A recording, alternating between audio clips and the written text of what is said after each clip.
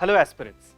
Preparing for the preliminary examination could be overwhelming due to the high degree of resources available and the acute competition in the preliminary examination.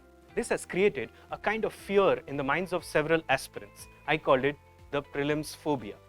But there is a way to get out of this trap of preliminary examination. And at EDENIAS, we understand that how we can sail through the prelims. Therefore, to meet the demands of the aspirants for the preliminary examination, we have specially designed a prelims course called the Mission Prelims, which will be spread over 9 weeks. Under this program, you will have intensive GS classes, especially from the prelims perspective. You will have well-defined CSAT classes, which will focus on a lot of practice of CSAT questions.